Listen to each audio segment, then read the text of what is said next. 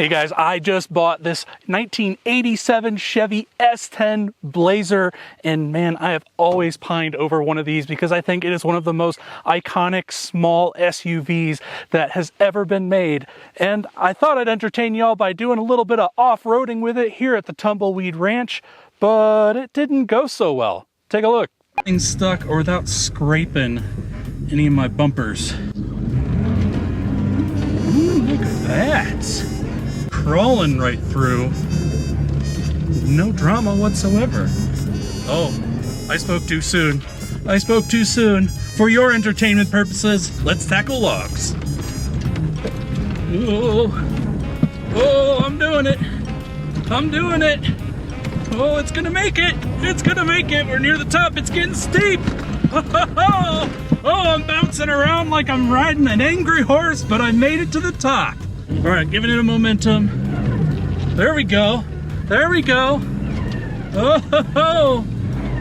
Oh, it's doing it. Oh no, oh no.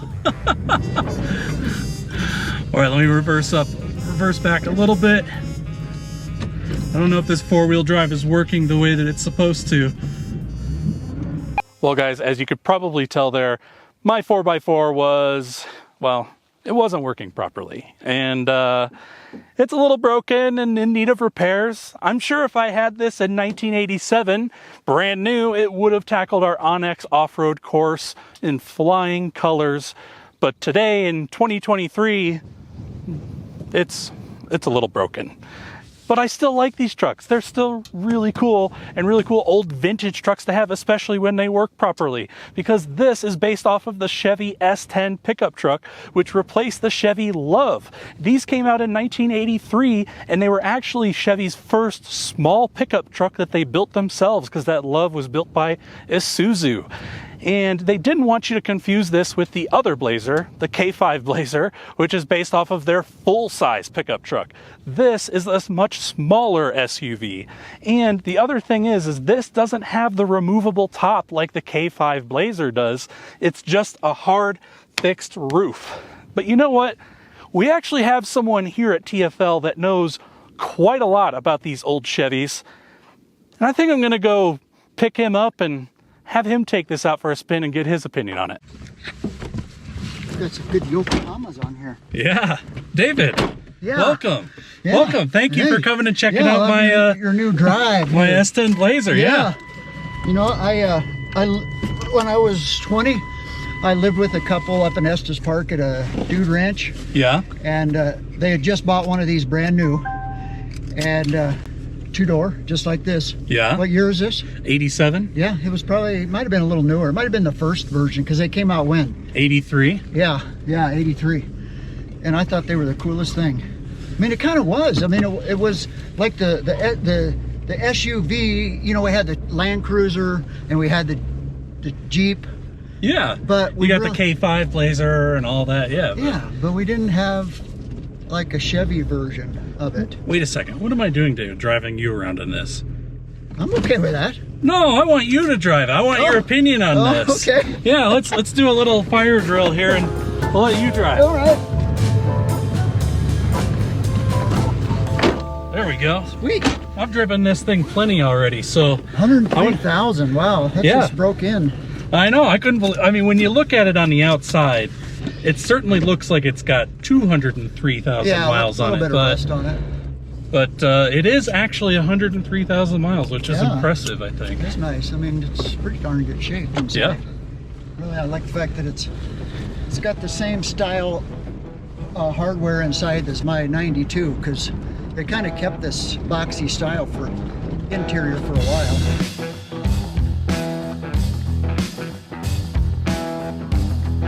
So on the inside of this, you will see it has a very 80s looking gray and blue two-tone interior, and that is actually part of the Tahoe package. Yes, that is right. This has the Tahoe package. So it's a Chevy S-10 Blazer Tahoe, because that was just a trim level back then. They weren't making a full-fledged Tahoe truck back then, because that was the K5 Blazer. But the interior coolness doesn't stop there. So as you can see, this is pre-airbags, but it does have a working horn, and then you do have a really interesting instrument cluster. I really do like these toggle switches, which obviously it's just beeping at me telling me that I accidentally left the headlights on. But this gauge cluster kind of makes like a horseshoe shape where it takes the speedometer and the fuel gauge and they kind of almost meet in the middle to make that horseshoe shape. And then moving on to the HVAC controls, I really do like it. Having it right here by the steering wheel does make it super easy and simple to use, where you can switch it to hot, switch it to cold, how much fan you want, and where you want the fan blowing at. Really simplistic design. I totally dig it.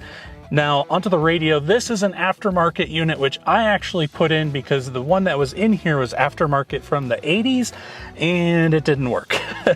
So this, it kind of looks like it's from the 80s and it actually has Bluetooth, so that's kind of nice. And you could probably see here that there's no cup holders, but you'd be mistaken because there are 2 cup holders there, although they're really kind of just for when you're stationary.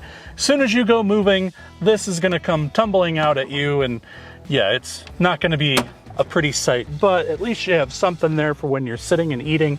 And then you do have a lower parcel shelf, which I actually think is pretty nifty. It gives you a lot of storage to keep things out of the way. And then moving on down to the bottom, you can see my 4-wheel drive selector, which it works. You know, you can move it into the 4 high and 4 low. It's just the actual mechanical 4-wheel drive is not working properly. And then not quite sure what this is supposed to be, but I kind of use it as a phone holder. So if you have some navigation going, you can throw it right there.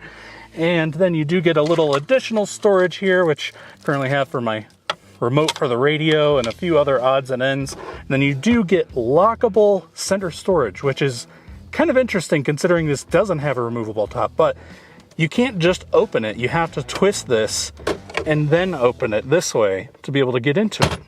All right, now hopping into the back seat, as you can see, when you move this thing forward, it doesn't really give you a lot of space to get in. So you have to kind of slide the seat forward to actually be able to get in.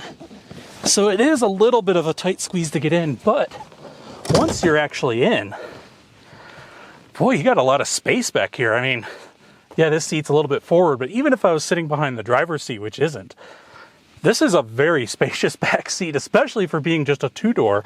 And then not only that, you get a nice little cushioned armrest here on each of the sides. You get your own ashtray, of course, because it's the 80s and everyone's got a smoke. And you get a little storage container, which this one is, of course, housing some oil because this does leak oil. So it's good to have a little spare just in case. Yeah, I was reading that in '91 they started offering the ability to get 4 doors. I think that had something to do with the fact that the Explorer came out then. But, yeah. But for the majority of its life, the first gen S-10 Blazer was just a 2-door. Wow, it's smooth. Yeah, not bad off-road. Yeah, look at the way it handles that. That's awesome. Whoa. Well, you know, the torsion isn't, so I haven't done my research, but I think this is the first 4-wheel drive torsion bar independent front suspension.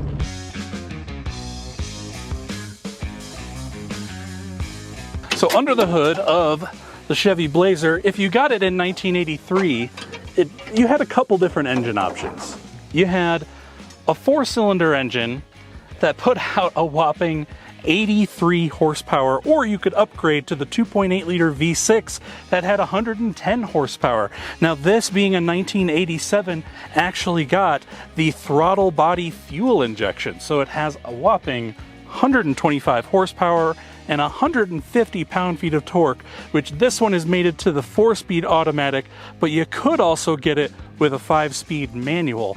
Now, let's be honest, this isn't the most desirable engine you can get in these, because if you waited one more year and got the 88, you could get it with the 4.3 liter V6, and those put out about 150 horsepower, and I would say are probably the best engine that you could get in one of these. You know, I think you're right. For GM. Yeah, I think you're right.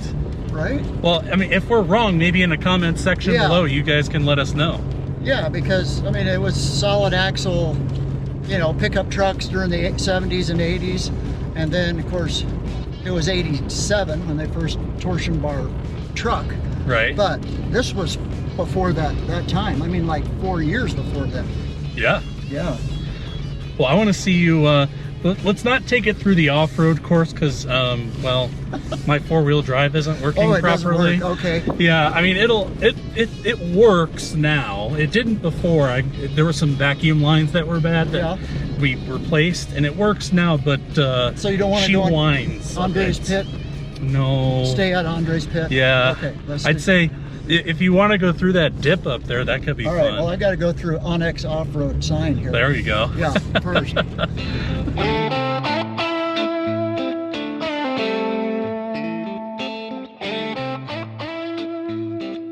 Now the back of these is actually pretty practical. If you put the key in here and turn it to the left, you can open just the glass. And then if you turn it to the right, you can open the tailgate, except it's gonna get stopped here by your tires. So you just have to move that out of the way. And then you can turn it to the right and you have a tailgate. And you can see mine is missing the little liner that goes in here, but that back seat also folds flat, so you can have like a completely flat floor in here for all of your storage needs. But yeah, I mean, you can thrash it off this. It's kind of off-roading, right? We are not on a road. No, that's true. So you think this has an actuator? It's an electromagnet that engages four-wheel drive. Do you know why it doesn't engage in four-wheel drive yet? So it engages. It's just, I think something's wrong with the front differential because it whines and screams at you. And it's hard to get out of four-wheel drive too. So I think it's an old truck, you know, that needs some love. Yeah. I've gotten it as far as I can, but it needs even more work. Okay. So it makes some noise when it's engaged. Exactly. Okay, so. Yeah. Prior, I had it, what I thought was engaged when I was off-roading it before, but yeah, the front wheels weren't doing anything. So it wasn't actually working. Well, this might be worth fixing up, actually. Yeah, it might be. I'm still deciding on what route I want to go with this. It needs a few things here and there. It doesn't have working AC either, so well, you're going to be sweating. Hey, yeah, who cares? I'm surprised you let me drive looking like I'm working on the other sign and I'm filthy as can be. You're a working man. That's the kind of person that belongs in one of these. True. This is built for a working man. Putting all my tools back there and driving this around. Yeah. Oh, cool. Well, thank you, David, for checking it out and giving us your opinion on it. Yeah, I say it's a keeper. All right. Well, guys, I want to know in the comment section below what you think of the original Chevy S-10 Blazer. I'll be honest, seeing them down the road, I've always kind of pined after one.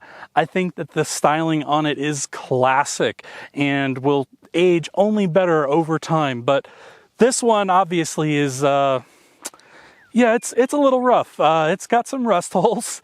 It's got four-wheel drive that's not working properly, and the air conditioning doesn't work. But it does run pretty good. The engine is strong. The transmission is strong.